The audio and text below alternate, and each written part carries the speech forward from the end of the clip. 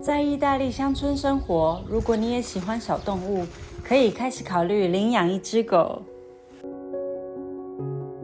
封城期间，王先生在非营利组织的狗园社团里相中了一只很有眼缘的宠物。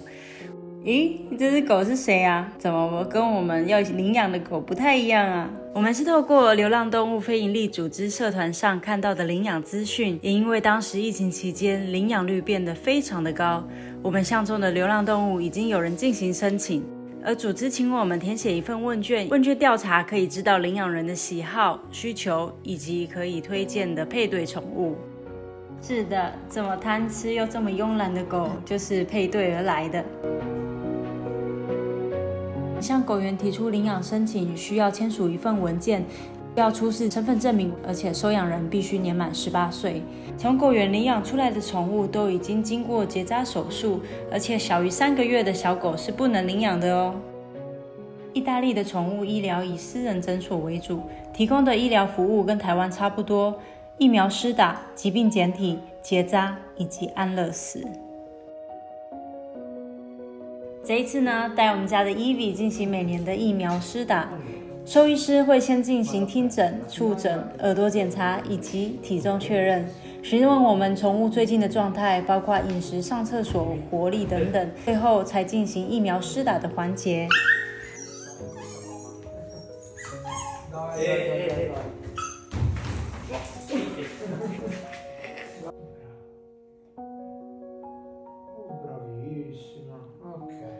Brava! E questo qua.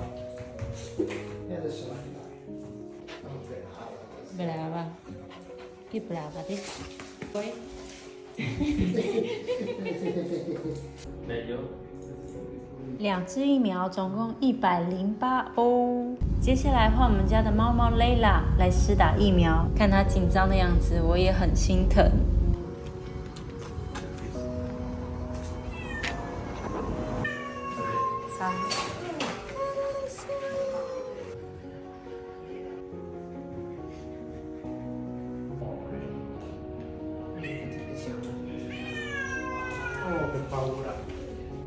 猫猫 Layla 看诊也是先测量体重、听诊、检查口腔、眼睛，询问活动、食欲等状态，最后才施打疫苗。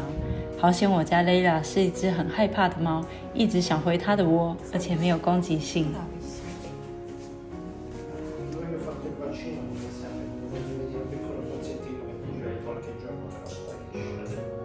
除了打疫苗，还吃了驱虫药，它也很乖。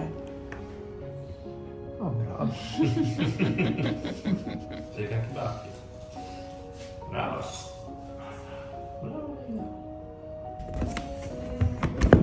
Meglio le scale.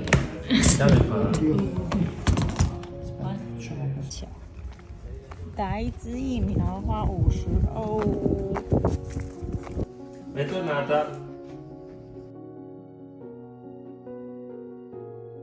每一只猫小孩都有他自己的护照，上面记载着宠物的姓名、性别、生日、花色、品种、晶片资料跟饲主联络资讯。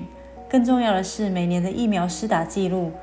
去年小狗 Evie 就突然对他一直施打的疫苗产生过敏反应，今年就有办法更换疫苗，记录就变得非常重要。而且如果我们要宠物住宿，也要带着宠物护照一起给照护者。如果有什么紧急情况，兽医师才知道这只动物先前的就医历史。当然，也因为意大利还没有完全的电子化，这份护照就变得非常重要。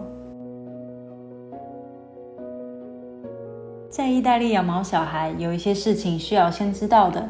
不论你是购买或是领养宠物，又或是捡到宠物收编，在接到家里的60天内，都要在当地政府的宠物登记处备案，需要有宠物的芯片资料以及饲主的个人资料，就像是帮毛小孩入户籍，饲主就对饲养的动物有着法律责任。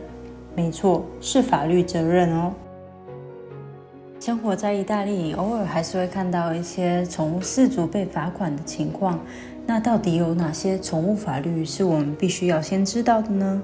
下面粗略举出几个比较常见的法律条文。杀食动物3个月至18个月的监禁，弃养动物1年内的监禁或是1000至1万欧的罚款，虐待动物3个月至1年的监禁或3000至15000欧元的罚款。那如果动物死亡，刑罚可能会再加重。如果没有给予动物的基本需求，也算是在虐待动物的范畴里，包括食物、水、适当的居住环境和医疗护理。禁止美容目的割耳朵和尾巴，5000至3万欧的罚款或3到18个月的监禁。所以你可以在意大利看到有尾巴的柯基以及有尾巴的法斗。犬只登记在60天内需要把宠物的所有资料都登记完成。遗弃宠物，罚款1万欧元或最高1年监禁。动物造成损害，饲主连带的赔偿责任，例如你的狗没有牵好突然冲出马路，造成他人车子的损害，即使你的宠物死亡，也要赔偿车主的损害，不管是人跟车的修偿。饲主有预防犬只攻击人的责任，牵绳跟嘴套的法规有因为城市而不同。看完这些法规，你还会想在意大利养宠物吗？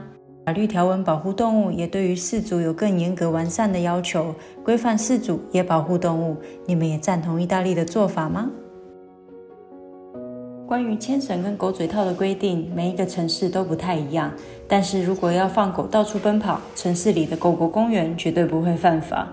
遵照开放时间以及负责捡起排泄物，也是一个人狗社交的好地方。意大利的宠物只要不是大型犬或是猛犬，很多购物中心都会开放宠物直接进入，例如 IKEA 或是在城市里的商场，不需要放在手推车里，单纯的跟着主人牵绳逛大街。但也有特殊规定，宠物不能进入食物贩卖区以及餐厅区域，但也有些超市会提供宠物推车，就看店家各自的规定。总体来说，意大利对宠物的规定相较台湾宽松许多，动保法以及对于饲主的约束力也比较多。